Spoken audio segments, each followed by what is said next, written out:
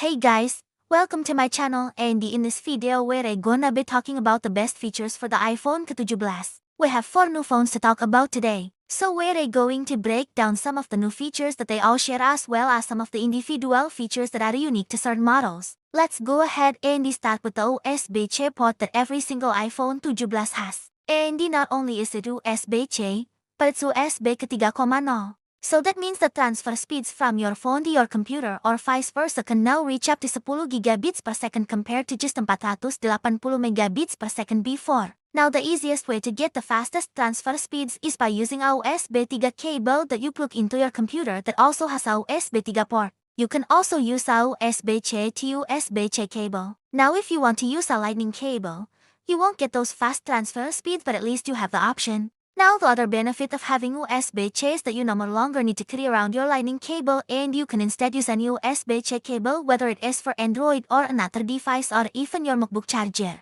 Next, let's talk about the Dynamic Island. This is something that is carried over from the 14 Pro and the Pro Max last year and it is now available to everyone. It's on all 4 of the new phones. Now what makes the Dynamic Island great is its versatility. It can show you lots of different things. For example, if you're playing music, it'll show you an album art as well as the song that is playing and you can tap on it to either pause or play your music. If you're navigating somewhere using Apple Maps, you can see directions light on the island. If someone calls you, you can see the duration of the call as well as how long you've been on the call for. It also works with a lot of different third-party applications too, such as Uber Eats and DoorDash. So depending on what you're doing, you're likely to see something on the island. Now the island itself is actually a cutout in the screen which allows the front-facing camera and all of the Face ID sensors to fit underneath. But because it's a cutout, that means that technically none of the pixels on the display are actually covering those components. So what Apple did was they took the pixels from above the island and they moved them below it to make up for the missing pixels. The end result is you have a seamless looking display with lots of functionality built in.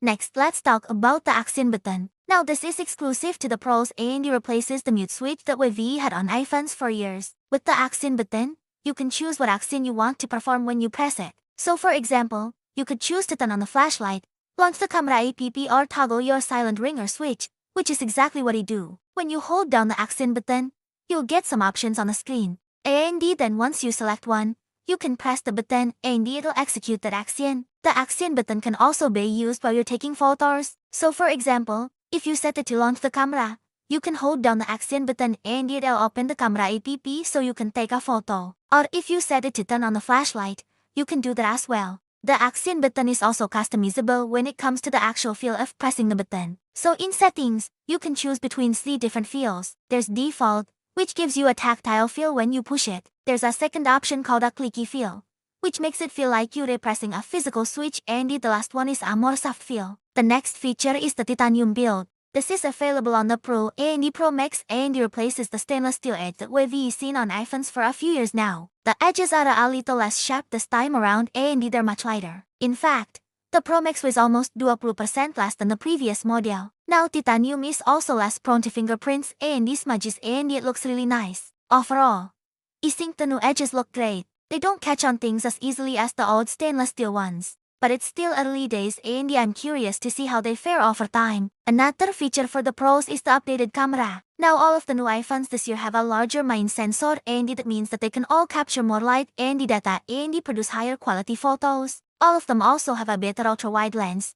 But the Pros take it a step further and they have a better telephoto lens at 5x optical zoom compared to the 3x optical zoom on the non-Pro models. The Pro Max also has a 6x sensor zoom which allows you to zoom in digitally without losing any image quality. What this means is you can get a very close optical level of zoom on the Pro Max even though it doesn't have a 6x telephoto lens. The Pro and the Pro Max also have a couple of new photo styles. There's a standard one and then there's a vibrant one. So if you like your photos to be extra vibrant and colorful, you can always shoot in that style. You can also tweak these styles to your liking and adjust things like the warmth and the tone. And finally, the Pro models support Apple's new advanced data protection feature. This uses end-to-end encryption to keep your photos safe from unauthorized access. And you can even enable it to protect your messages, backups and cloud photos. Okay, so the next feature is exclusive to the iPhone 17 Pro Max and that's the new 5x optical zoom lens that we already talked about earlier. But what makes this special is that it's the first ever time Apple's including a zoom lens on an iPhone that allows you to zoom in optically without losing any image quality. Typically,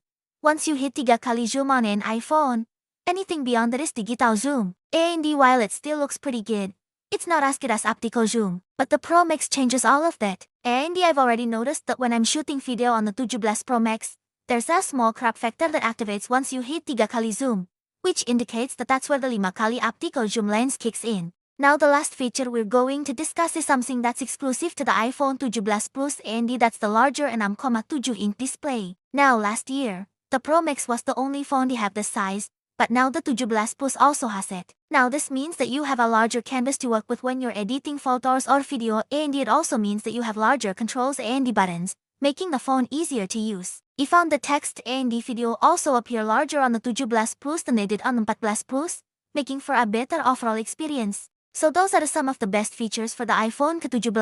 Let us know in the comments below which one is your favorite. And if you're looking for more iPhone 17 content, be sure to check out our unboxing video, where we unbox all 4 models and take a closer look at the hardware. You can find the video link below. If you found this video helpful, please hit the like button and subscribe to our channel for more tech-related content. And as always, thank you so much for watching.